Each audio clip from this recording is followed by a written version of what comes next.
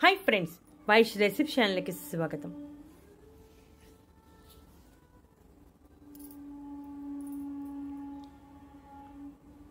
Diabetes ఉన్నవారు ఈ ఆకును నమిలితే షుగర్ లెవెల్స్ తగ్గించి పెరగకుండా చేస్తుంది. డయాబెటిస్ ఉన్నవారు తీసుకునే ఆహారం విషయంలో చాలా జాగ్రత్తలు తీసుకోవాలి.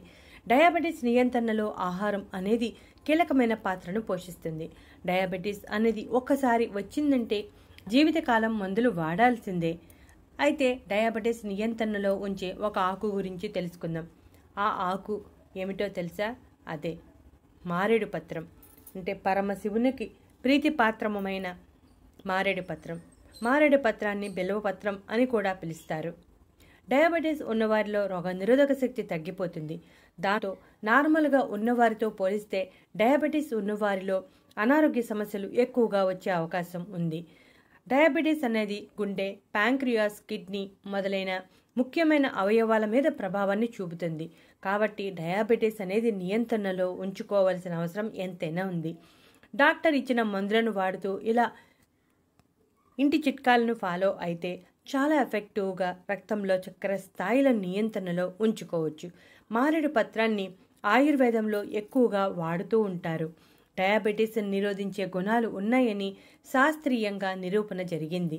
రక్తంలో చక్కెర స్థాయిలను నియంత్రించడంతో పాటు కొలెస్ట్రాల్ స్థాయిలను కూడా తగ్గిస్తుంది.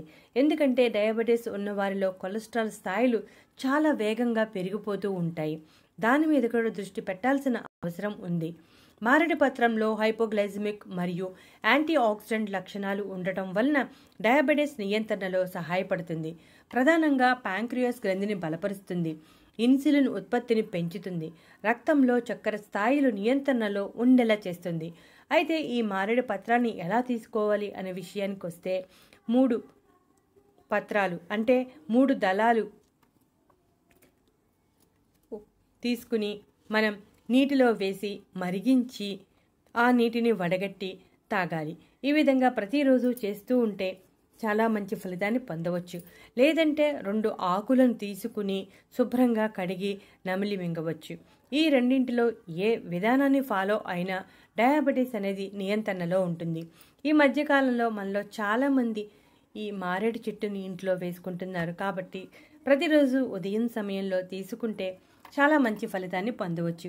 లేదంటే ఆకులను తెచ్చుకుని మనం ఫ్రిడ్జ్లో పెట్టుకుని ప్రతిరోజు వాడుకోవచ్చు. ఇక మారేడాకుల్లో టానిన్ ఉండటం వలన అతిసారం వంటి సమస్యలు లేకుండా చేస్తుంది.